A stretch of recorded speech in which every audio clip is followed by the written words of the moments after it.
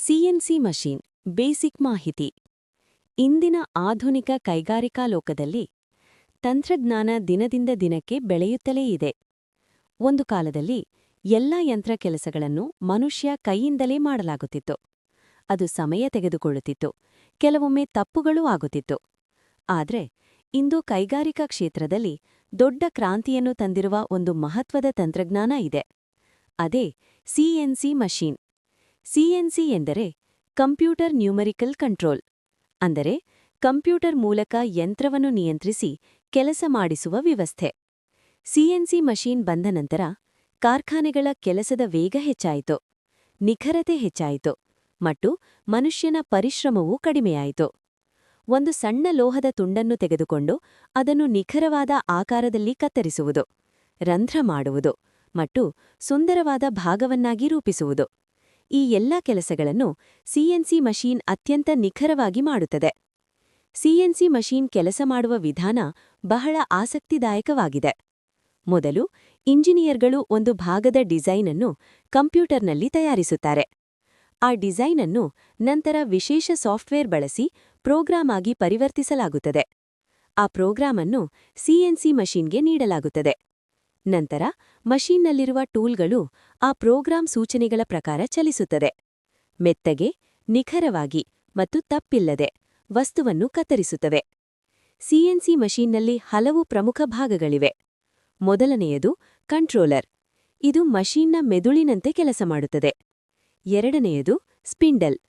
ಇದು ಕತ್ತರಿಸುವ ಟೂಲನ್ನು ತಿರುಗಿಸುತ್ತದೆ. ಮೂರನೆಯದು ಕಟಿಂಗ್ ಟೂಲ್. ಇದೇ ವಸ್ತುವನ್ನು ಕತ್ತರಿಸುವ ಉಪಕರಣ.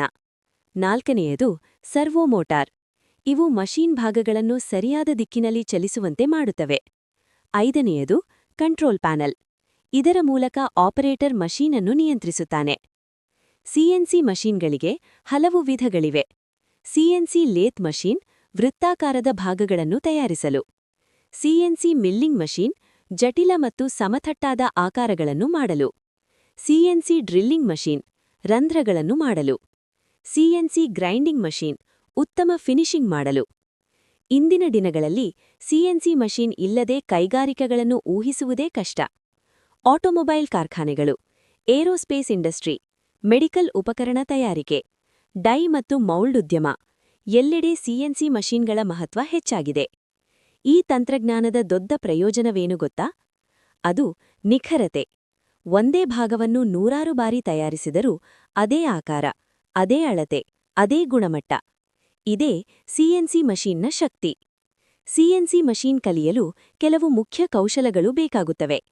ಮೆಕ್ಯಾನಿಕಲ್ ಜ್ಞಾನ, ಡ್ರಾಯಿಂಗ್ ಓದುವ ಸಾಮರ್ಥ್ಯ ಮತ್ತು ಸಿಎನ್ಸಿ ಪ್ರೋಗ್ರಾಮಿಂಗ್.